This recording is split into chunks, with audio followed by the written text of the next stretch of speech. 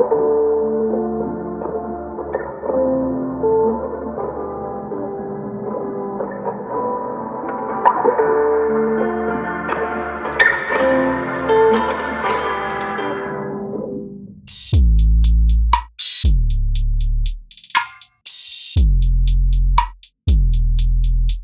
MO on him, even though I would say I would prefer more of a 17 and 14 type numbers, because then that shows that his usage rate would be a little bit lower, which means more touches for your guards. And I believe that this team runs better when the offense runs through De'Aaron Fox and Buddy Hield, in my opinion, obviously. But tonight, right behind us as well, we got Oklahoma, Steven Adams, who is a monster on the glass. You have to be able to control Steven Adams.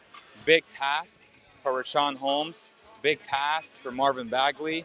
Big task for Bielitsa, who shoots lights out.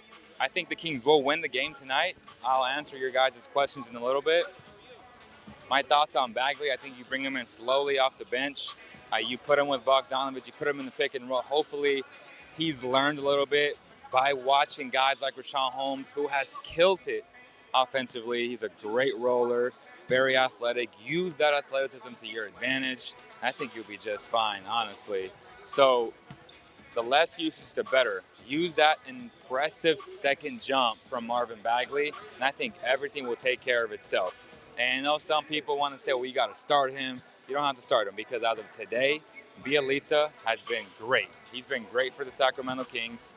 And Kojo, on the other hand, once De'Aaron Fox does return, and then it's an automatic start, because you brought Kojo to be a backup point guard.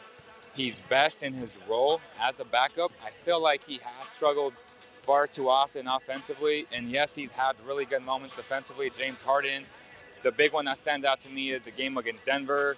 Certain possessions stand out, but he's not elite. There's no way someone can tell me that Kojo is an elite defender. He's a very good defender, again, which is good in his primary role as a backup. But to name him elite is a little bit far-fetched in my opinion. So once De'Aaron Fox solidifies that when he returns, I think everything's going to be just fine.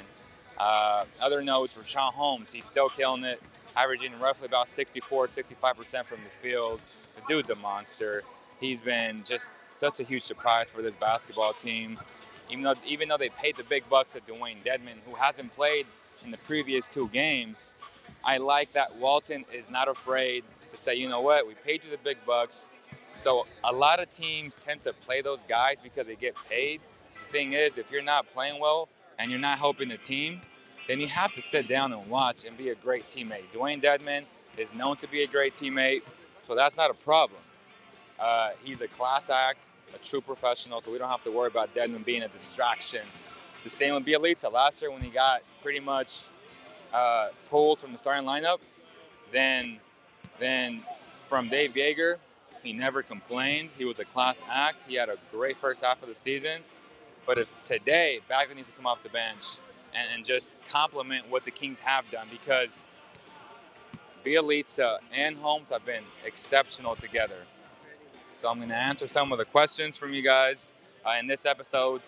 This pregame show is presented by Climb Society Folsom. Guys, make sure to go down there. Your first class is free. The society that they're building is amazing. Their tower is just so impressive. It's a full-body workout. You guys have to try it out. I mean, you're going to get the best workout of your life. I guarantee it. Once you go there and you experience it and you get some cryotherapy with it, either before or after you shower, you're going to love it. So definitely recommend Climb Society Folsom for you guys. All right, let's start answering all the questions.